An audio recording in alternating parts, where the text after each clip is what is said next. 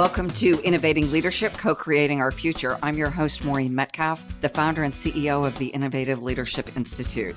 I am delighted to be joined today by Wren Washington and Laura Gibson from the Center for Creative Leadership.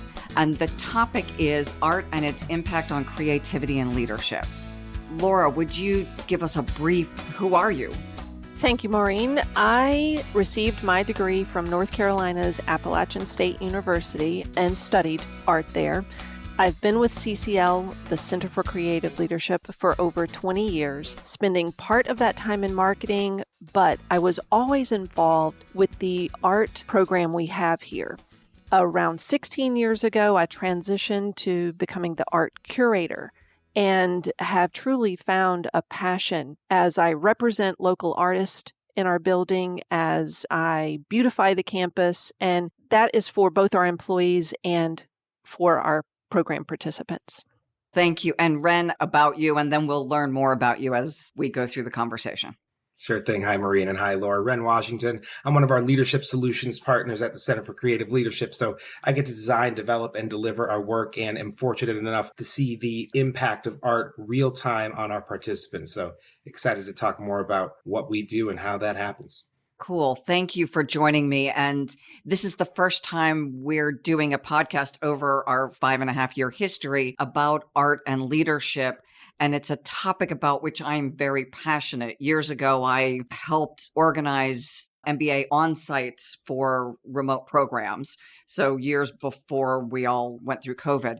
And one of the things we did was visits to art galleries and had students look at the art and use it for creative problem solving and other development options, including learning how to relate to art as an executive, that we need to have the capacity to not only be creative and inspired, but also the social skills of connecting around art. So I am absolutely delighted that CCL is doing this work. How did the idea of showcasing local artists in a professional education setting come about? It was really born of necessity and became a natural fit. Being a nonprofit, when we opened our doors over 50 years ago, there wasn't much of a budget, again, as a nonprofit, to put art on the walls. And that's when the idea of let's invite local artists in and showcase their art. And that's really how it started.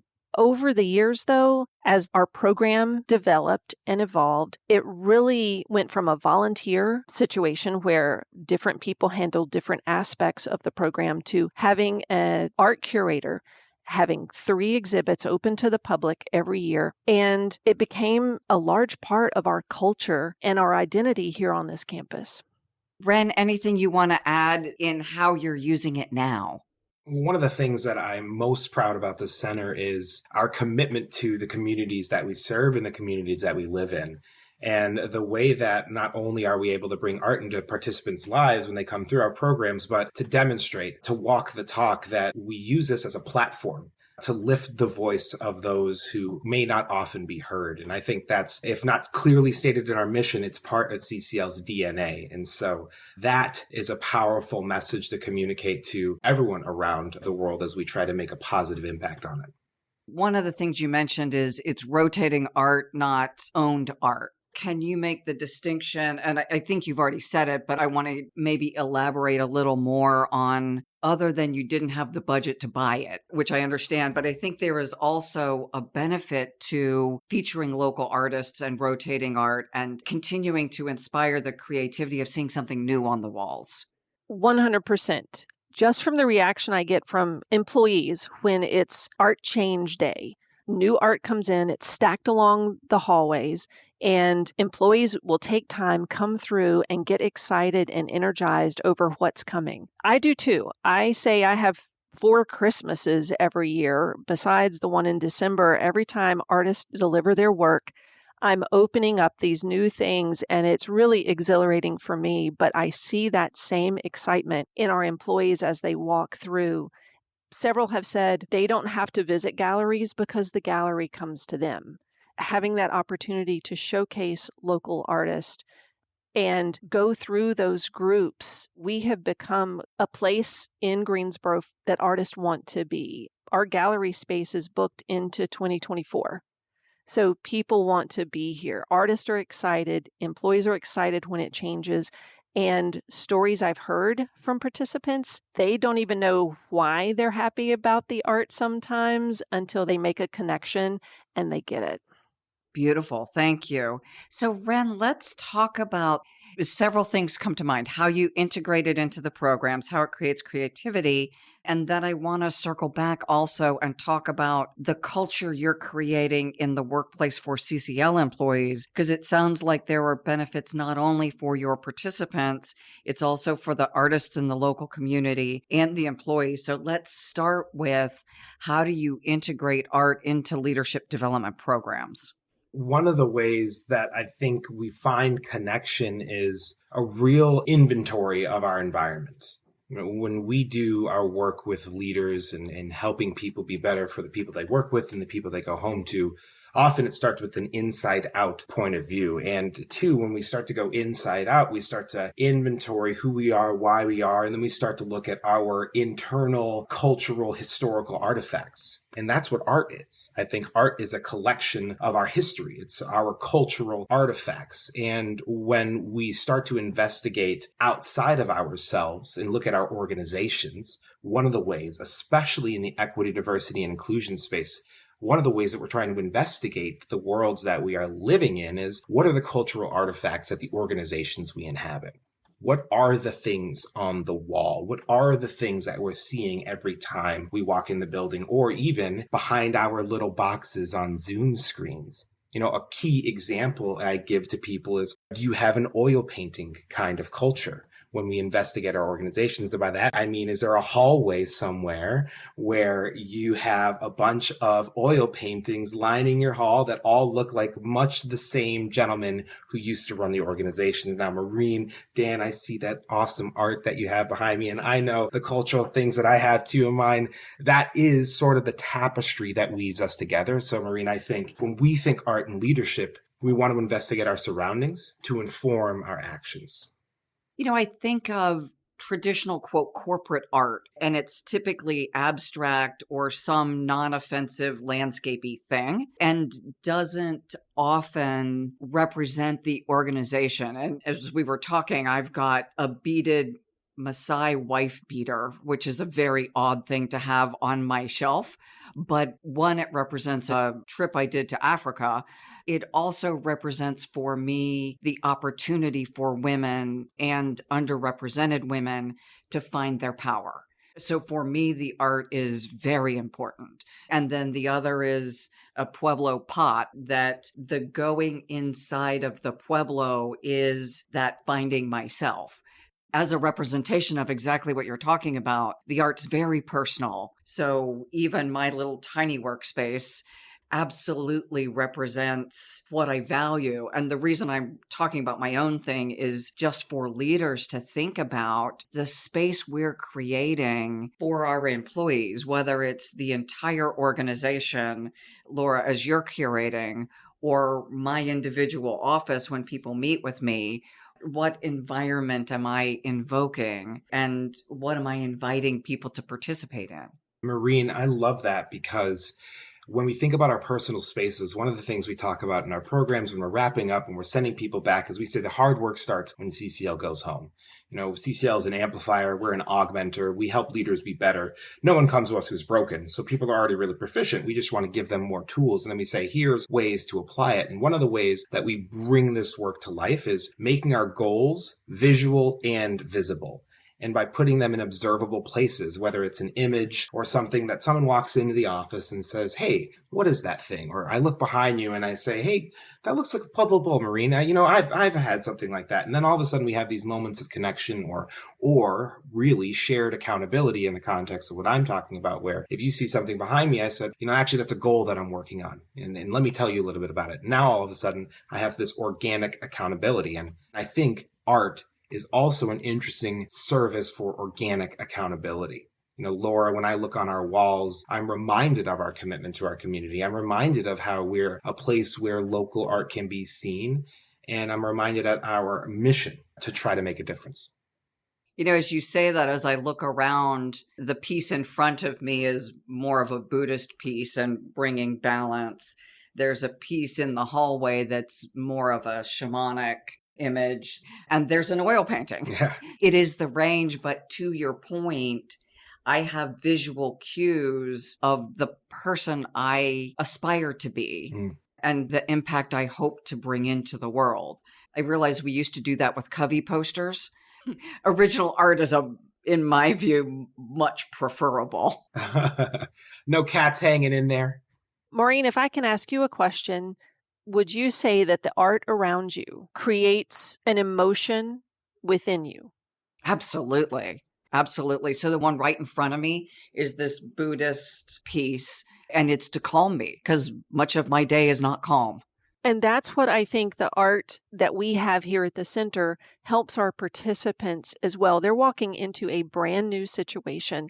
They don't know what to expect other than what they've read online. And if they can walk in the door and connect to a certain piece, if they can stand in front of a piece during their week and breathe, if they find something that just gives them a moment to breathe, then they have made that connection. They have found that emotional spot that leaders need to find. Often I think leaders, they think they have to shut down. They have to operate at a certain level at all times. And they need to understand their own emotions. They need to understand the emotions of others. And that's part of what we teach in our programs, that the emotions of others are an important part of your interaction with them.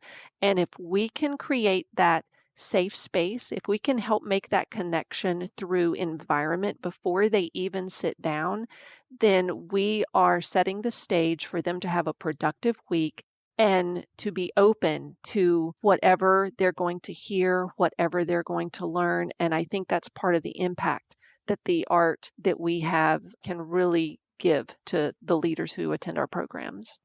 For me, and I think Ren has pointed to this, assuming I am embodying at this moment the leader, it is who I am, the context I set, and the more calm and centered I can be when I go to CCL and when I go back to my office, then just the idea of mirror neurons and people kind of catch your emotions like they catch your germs when you sneeze on them, that they walk into your office and they can feel your anxiety, using art and breath to help us calm and set our intention before every meeting, before everyone either walks in or Zooms in. They don't have to be in my physical space. They can still feel if I'm running late, my technology's not working, the stuff that is always the case. My art has a job to do in beautifying, but also interacting. It sounds like I'm giving jobs to inanimate objects, so that could be a bit curious to some people. I'm thinking mindfulness, Maureen and Laura, what you're talking about. And at CCL, we talk about this idea of burn bright, our solution to burn out. And one of the many levers that we can pull in that is this mindfulness, this presence in the here and now. And art is an amazing vehicle for that kind of presence. I mean, we'll use it often in our experiences or throughout the building, or just finding that place of pause and recharge. Critical part of cultivating resilience, maintaining resilience, but also maintaining clarity. And what an interesting opportunity to do that. And then think about the positive reverberations when other people recognize that or take just a moment for themselves or pause and think about their environment. It can really mean a lot for what we're going to do next. And Maureen, you asked about the benefits of a rotating exhibit. Because the art changes, we have 3 exhibits a year. It also can ignite creativity. It's the Center for Creative Leadership. Where would we be if we didn't have creativity surrounding us within the hallways? It's a win-win-win situation for us. It's a win for the local artists who are going to be in front of people from all over the country and all over the world often. It's a win for our employees because their areas get refreshed. Even with the permanent collection that we have accumulated over time as either gift from artists or as purchases, we try to move that around the hallways as well so that things do change within actual workspaces. And the third thing is it's a win for our participants. They have these opportunities to see what our local art scene can provide, but also to make these connections with pieces. There was one, I think it was an Instagram post. The person said, I was expecting world-class leadership development. I was not expecting world-class art. And he posted several pictures of the art within the hallways, both of our permanent collection and our rotating collection. And that's just one little tidbit that says, anecdotally, it matters.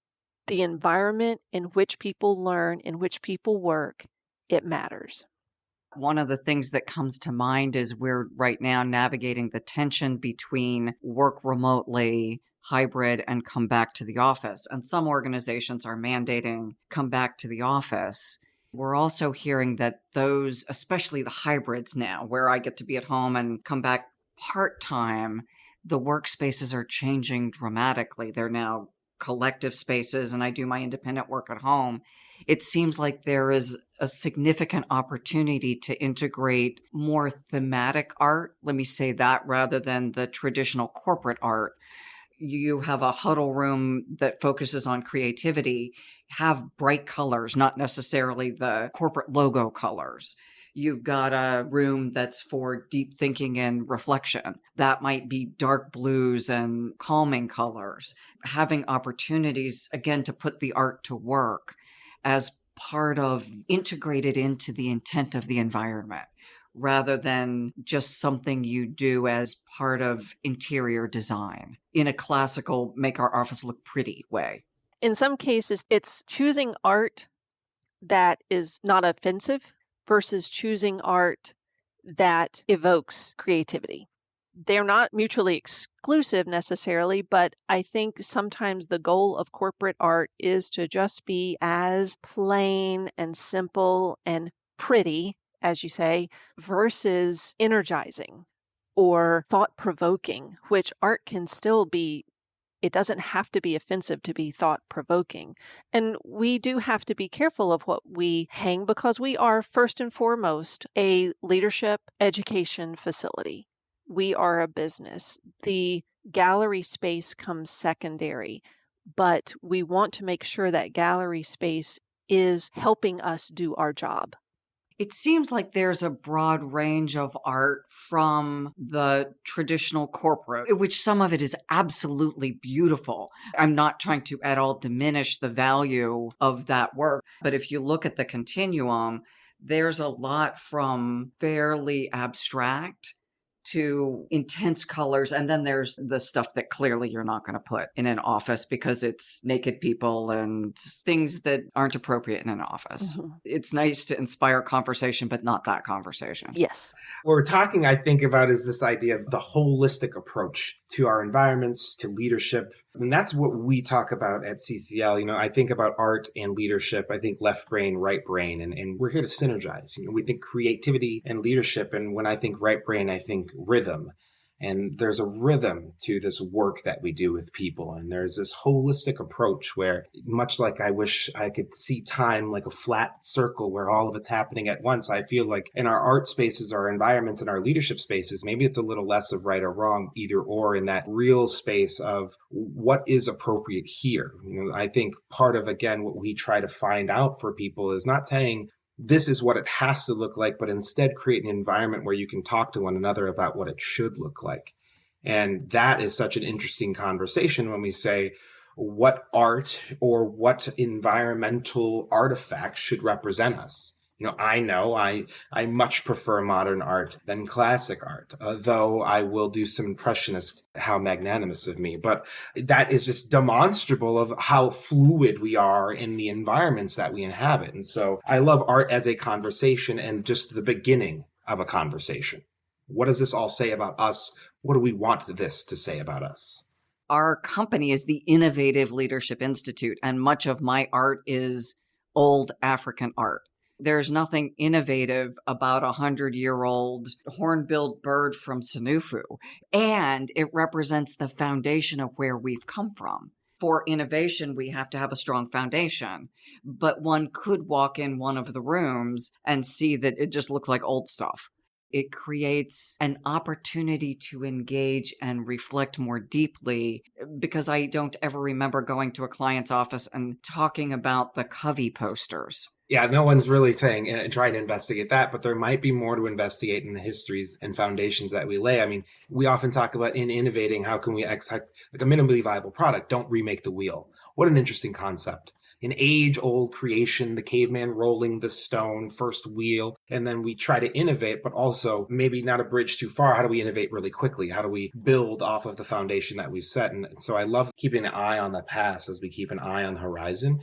Critically important for just our human growth and development to not be doomed to repeat the past. And there is an African piece of art that has a face on the front and a face on the back that is exactly as you're talking about, that we have to both look back and look forward at the same time to understand our history and use that to propel us to the future.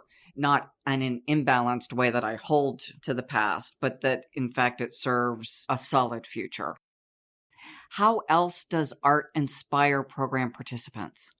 I have a couple of stories that I think illustrate it, not just me projecting how I think our art might impact people, but I have received calls back from participants who attended our programs. And one was several years ago. The person had been through our flagship program, the Leadership Development Program. And in that program, they talk about 4 facets of life: career, family, community, and self. That's represented in our program as a button with 4 holes in the middle.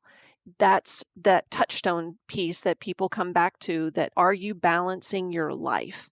So I get this phone call, and she's attended a program, and she said that her career and her family had kind of interrupted her creativity, that she had at one point in her life enjoyed painting. That had to be put aside when career was taking over, when these other things in life were happening. And she went through the program and felt, just like they say on the airplane, you get your oxygen before you help someone else. She was running out of oxygen, and she got back from the program, went to the store, purchased all new art supplies, and started painting again. She was needing to recover her personal joy within her life. To hear back from someone who has attended a program and is putting those things they learned into action, and how seeing the art around her made her feel like she knew what she needed to do for herself to be a better person for family, community, and job. That was huge for me to hear that again, the environment and what she learned in her program came together to make a difference in her life. And I can't say that that's just one person. You have to kind of multiply that out by the number of people who come who have those same sort of experiences. That was huge. A second, this year, a former participant calls, says that she's looking for a particular artist. She saw art on the wall when she attended her program. Could I put her in touch with that artist? Her experience at the center had impacted her career, had made a difference, and she wanted a touchstone to hang behind her in her home office to remind her of her experience and how far she's come and where she wants to go. And I said, that's great. Yes, I can certainly put you in touch with the person. When did you attend the program? And she said, well, it was about 10 years ago. Wow. That showed, again, the lasting impact, not only of a center program, but of her surroundings. I was able to pinpoint that artist from that time, was able to put her in touch. She has commissioned a piece. It's going to hang behind her in her home office. And again, as Rin was saying, it creates this conversation piece behind her. When we pass each other in the halls or when we meet face to face, there are different things that can start a conversation. Rin said, you've got this square of your space that people are looking behind you, looking for something to connect you. That's going to be her piece. I attended a program a few weeks ago and I'm all excited. This was 10 years since she was here and still feeling impact from the program, still having that piece of art gnawing at her that now I want that piece or I want something from that artist here with me. Again, another moment of clarity around environment and the lasting impact of environment and learning. Those are two specific examples, but I hear that sort of thing a lot when people connect with the art. Thank you. And that connects to Ren's earlier comment about mindfulness as well, that the physical environment in which we create, specifically focusing on the art, really allows us to remember and connect to who we are and what we value and our goals in a way that can really help people integrate and become truly more holistic leaders. So let's shift to creativity. How does working with art and the space help leaders become more creative, especially in an environment where we're solving problems we haven't had to solve before? So our environment is calling forth a new level of thinking that for some people wasn't previously required or even welcomed. Seriously. These are the conversations that we're having all the time, especially on the forefront, again, of our equity, diversity, and inclusion conversations. One of the things that I love about the impact of an exploration of our cultural artifacts is when we can take that out of the classroom, out of the training room, and bring it into the organization. And one of the ways that we do this in some of our programming is I've sent participants out and said, tell me what are the cultural artifacts of your organization. Start to identify what's hanging on the walls, what's in the marketing material, what messages are being sent, what things are you seeing, especially in this conversation of allyship and performative versus actual. And so often we hear these things around people's commitment to change, but we don't see any change in our environment. And one of the things I love that we do in one of our programs is that we commission an artist, and then we get our participants together to co-create an image. And as we investigate our organization and what cultural artifacts hang on the wall, the plan then is to create this art and hang it on the wall. And so we have now a conversation again that we can say, well, what does that represent? That represents our commitment to diversity and inclusion in this case. And this organization saying that we're more than just a say, but we're here to do. I love that as the new forefront of where the rubber can meet the road.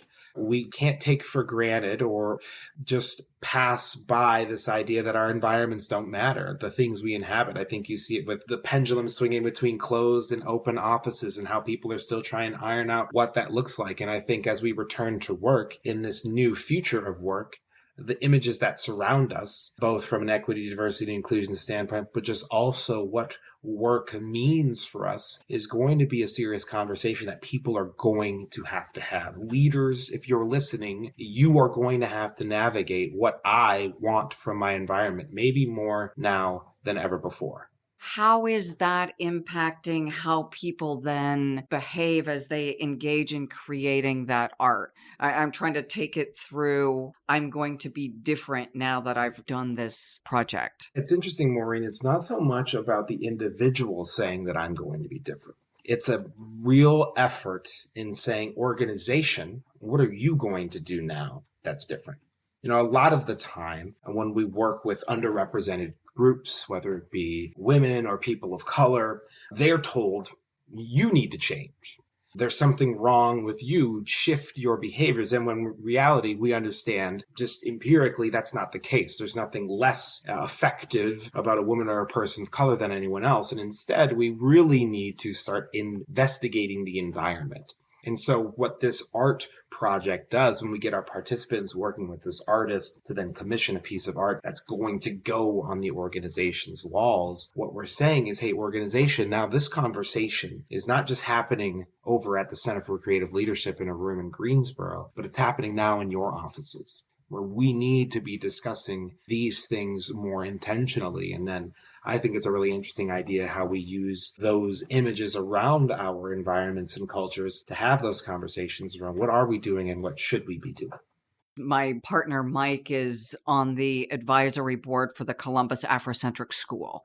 They had a school tour with the architect, and it was interesting, Afrocentric, so helping people of African heritage understand their heritage and integrate and be proud of. So to your point, people of color don't need to change to become white people. We all need to understand one another's heritage and appreciate. And so walking around with the architect, it was fascinating that there were actually columns African style of column before Greek and Roman columns. These columns were highlighted in key places in the entryway and on the stage, and then one as what would have been something like a smokestack. And then it was tiled with a pattern from, I think, a basket from Zimbabwe, a specific weaving pattern. And there were other patterns in the brickwork around the building. So it was, to your point, the African images were painted in prominent places. The architecture, everything reflected the heritage that was being honored and respected and taught to young people who may not have come from an environment that honored that heritage. Another use of art to help people restore a sense of agency. And nuance. I mean, there are 54 countries in Africa. And so when we talk about this idea of African heritage, there's so much variability in that heritage. I mean, we're having those conversations right now where there is a functional difference between African American and a Black American. And regardless of your point of view on that around the world, as you interpret that, there is a realization that if I don't have roots in Africa, then is it appropriate to be called African American? There are plenty of us who have different descent in around the world who present that way, who don't all come from those spaces. And so when we start to say, how can we be seen and heard?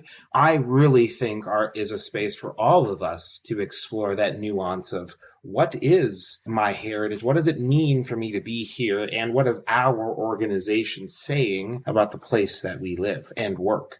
I love that comment because the architect was a man of the Igbo tribe in Nigeria. He is new to America designing.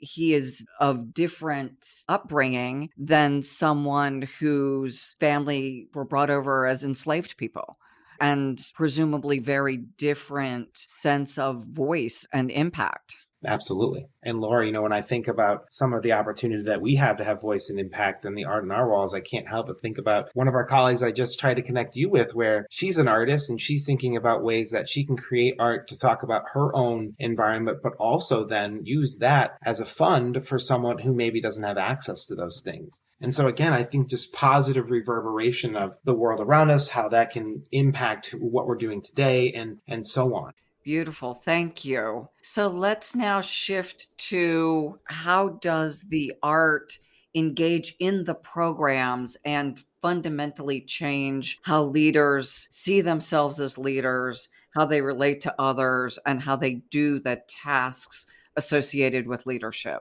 One of the ways that we really see this start to come to life for people is an opportunity for folks to synthesize and manifest visually their growth opportunities, their edges, and really involving other people in their problem solving. And I think, I alluded to a little bit of this earlier. When we think about what's next for leadership, and when we think about how we continue to merge creativity into this space for leaders, we encourage them to bring their whole self to being, that rhythm that I talked about earlier around right brain thinking. And if we can have people say, well, what is a visual representation of the things I'm trying to accomplish? And then have other people actively engage in a conversation and exploration around what that represents, and a recognition too that as that image evolves, so does my opportunity for growth evolve. That I think we're getting a lot of traction with and people are really latching on to. We also use a card set called Visual Explorer that has, I don't know, Ren, how many, 100 images? Yeah, loads. That are spread out on a table. And they're anywhere from photographs to classical artwork. And people are asked to pick out the one that explains where they are. It can be used in many different ways. The one exercise I was involved with, where are you right now? And where do you want to be? So looking at those images, you find something that you relate to. And then the unpacking of the why I chose that, that's a part of making that emotional connection for leaders to kind of open up a little bit. Because, and I think we've said earlier that understanding your emotions and understanding the emotions of people around you that you are leading it's an important connection to make. It's not always about the widget that the company makes. It's the people and what their importance is in producing the best widget they can. And leaders have to tap into their own emotional journey sometimes to be able to open up and accept that their way is not always the only way, that other people think differently, and you can work with that to make a better widget. It's like the power of metaphor. I'm thinking about Brene Brown, the Atlas of the Heart, the Odyssey to encapsulate and articulate human emotion. And when we think about creativity and leadership, I think what we're starting to see is a more human embrace of the less structured, less mechanical. What an interesting metaphor, Laura, there of the widget. And I think that's sort of what creativity enables us to do, is unlocking the power of leadership through the power of storytelling. We get to go back to the foundations of where we are. Like we said, not remaking the wheel. And storytelling is magnetic for people because of thousands of years we've used that kind of communication to articulate powerful meaning and messages. And art does that very thing. And I think letting leaders tap into that, find themselves again. I often say in the classroom, really successful people rarely need to be told what to do. They just need to be reminded. And I think there's probably something embedded in us historically, culturally, in our DNA, where we can tap into that creativity and maybe rekindle something that's ancient, but something that will be new and novel because it's been hidden away for so long. So that is just, I think, the power of art and maybe the potential of that creative leadership.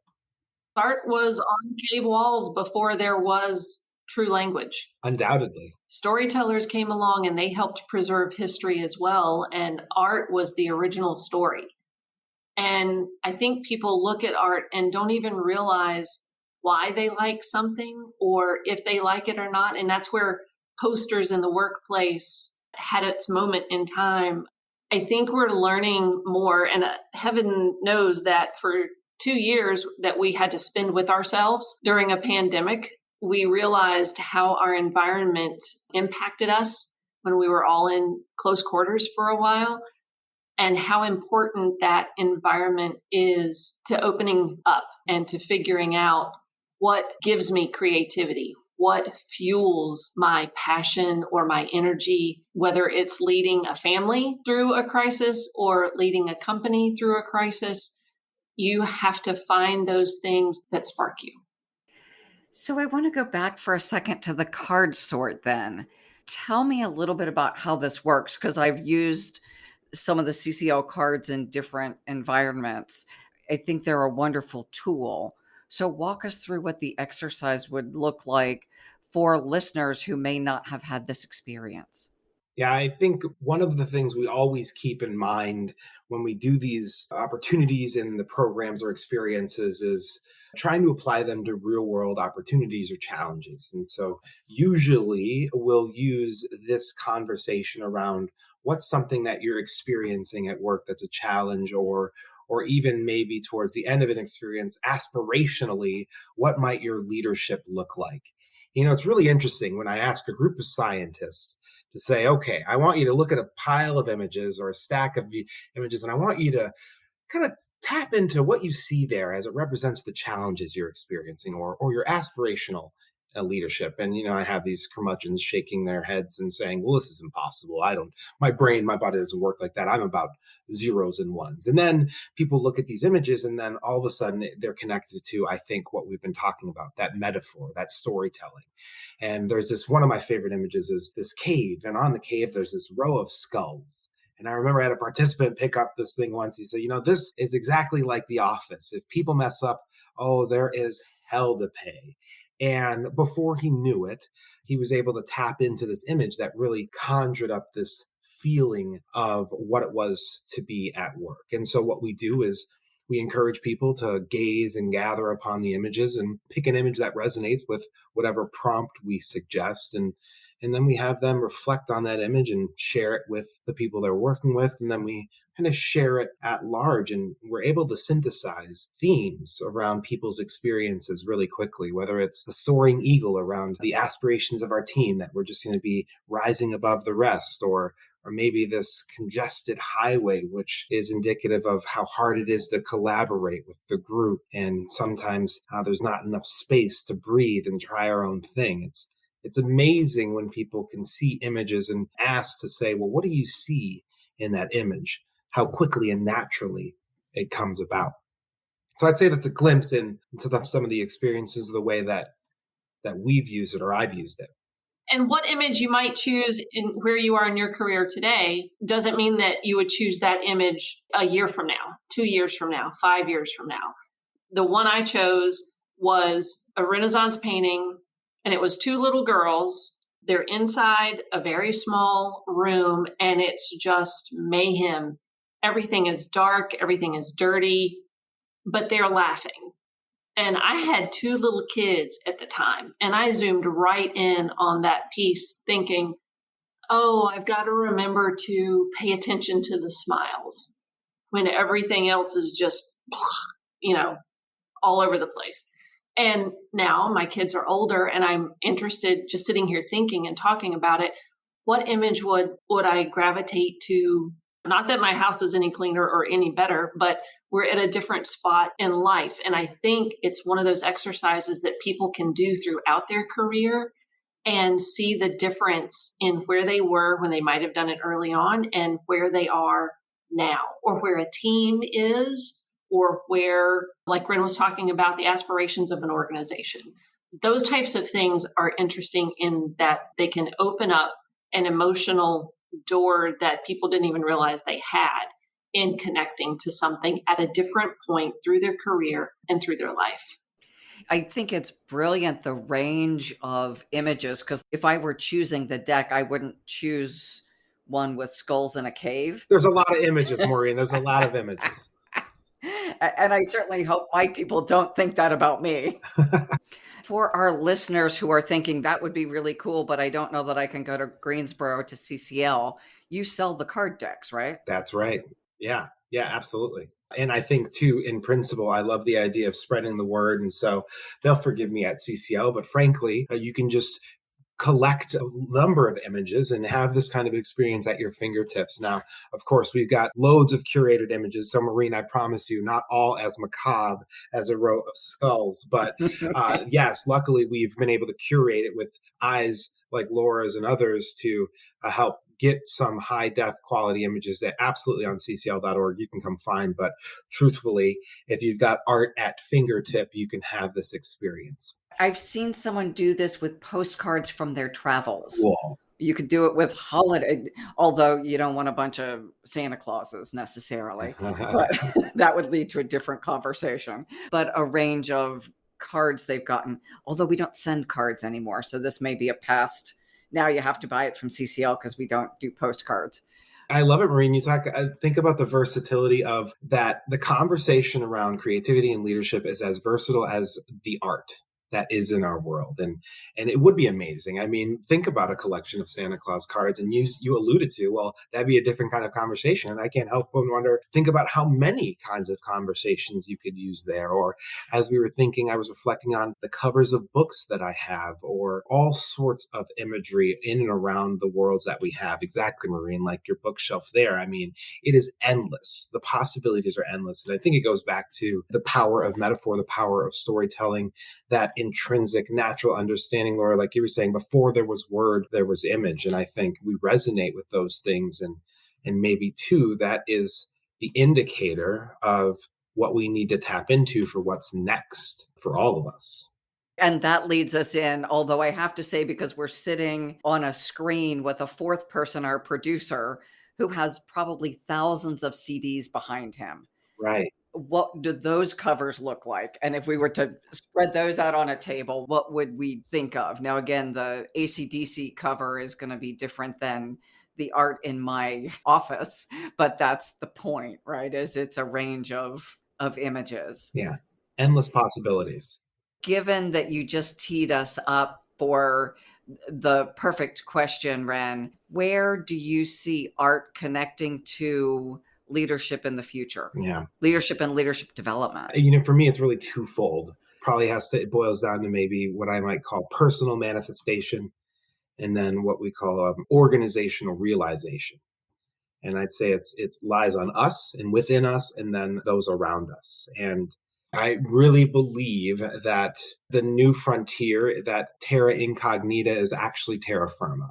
It's the land we've been before. It's tapping into those things that we understand. I'm really big on self-advocacy right now, especially in a lot of work that I do, and people in all parts of their career, even in senior parts of their career. I think not enough of us have cultivated the edge about how to promote ourselves. And I think there's a way to do that where we can do it gracefully, humbly, and connect with people emotionally. And one of the ways I do it is through word, but one of the ways that I want to get better at, and I think the real opportunity, is through image. What does a vision image or vision statement look like for you? What are those images that say 1,000 words that you can put in front of someone that can conjure what you're trying to communicate? So I'd say sharpening that saw for people, all of us, is probably that next frontier. And that's that personal manifestation. And then for the organizational realization, there's a lot of shuns in there, but I think really directly impacting the environment around us and intentionally communicating something with the walls that we inhabit, whether it be emailing or sending images to your remote employees. I was just on a call the other day, and in support of Pride Month, there was branded materials on their Zoom background that they were able to add in there. And I think that's fantastic. Or maybe a physical mug, or when I'm in the office, how can I realize these conversations of this personal manifestation? So we can have real discussions about what does the future of work look like for us, and how can we really start to walk the talk by changing the environment around us and not pretending like it doesn't matter. So maybe in the beginning, those things. As you say that, I think of something that either was common a while ago or it was just in my sphere a while ago, the idea of creating a vision board. Because as you said, organizational vision, I haven't seen a corporate vision board. One of my clients says the future is bright and they have a picture of something bright, but they don't necessarily then have the images of what does a bright customer experience look like? What does a bright employee experience look like? There isn't visual art to remind us of what we're here for. So that would be an interesting idea to have them engage in the art projects. Yes, it would. We're cooking here, folks. That's free. You're lucky if you've been tuning in. That's loads of value because, Maureen, you're absolutely right. I mean, I can already think about what would it look like being in a room of leaders talking about a corporate vision board and just the power of that. I know loads of individuals who use that to unlock their creativity, to cast their vision maybe a little bit broader, or to realize it through that visual representation. So I think that is an incredibly interesting idea, and another example, I think, of that nexus of art and leadership. Thank you. And Laura, how about you? Frontier. I think the pandemic may have given us a glimpse into how directly our environment affects our perspective and our mindset.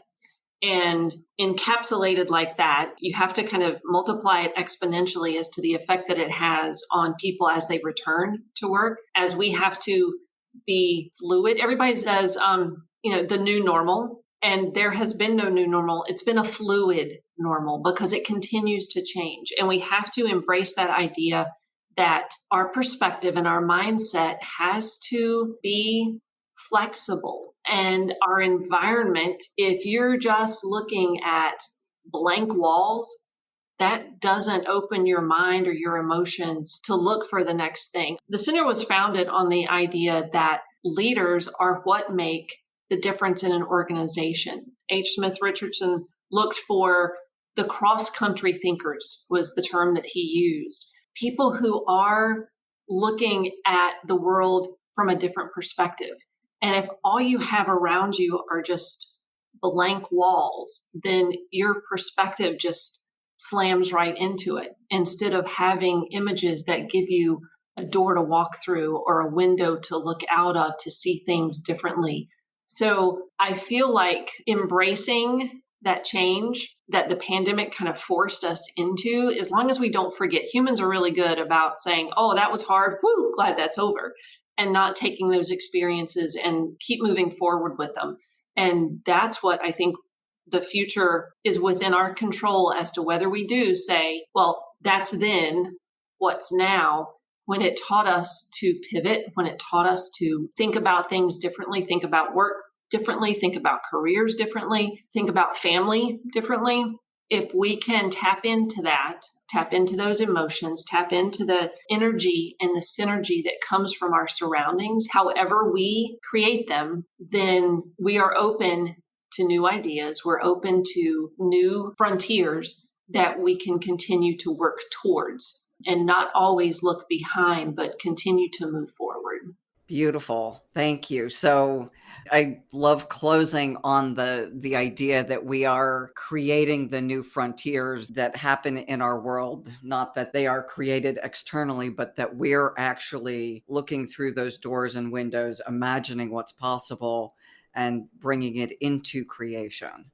On that note, thank you both, Laura and Ren and CCL, for this fabulous podcast. Any closing comments? Where would listeners find the cards again? Where would they find the two of you? Absolutely. Well, you can find anything and all things CCL at ccl.org. Pretty simple there on all major socials. I have no social footprint, so you're never going to find me, but you can find me on LinkedIn. And if you want to reach out there, you can always connect with us. And Laura, I'm sure you've got some great details about anything more specific to the art that we curate, or rather that you curate. You can look through to our Greensboro facility through ccl.org and get connected with me.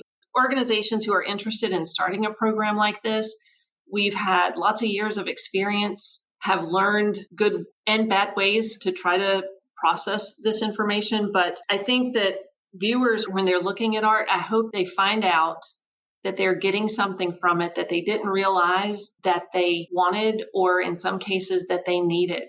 And we'll look at an image a little bit differently, knowing that it impacts them one way or another. Thank you. And to our listeners, hopefully you are listening while you are looking at a beautiful image in your house or in your workplace or wherever you are. If you're outside mowing your lawn, that you're looking at a beautiful lawn. Continue to listen. Join us again. Like and share the content.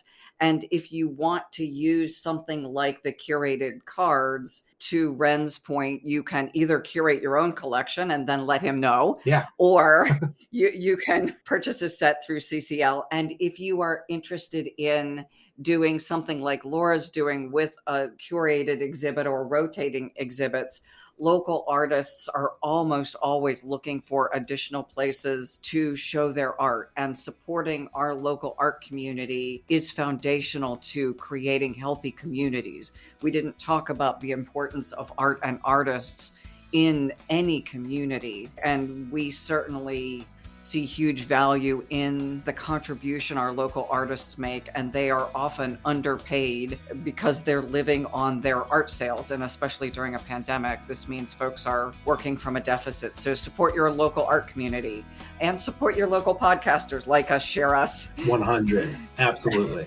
Thank you for the opportunity, Maureen. Thank you. Thank you. Thanks, Maureen. Thanks, Laura. Be well, everybody.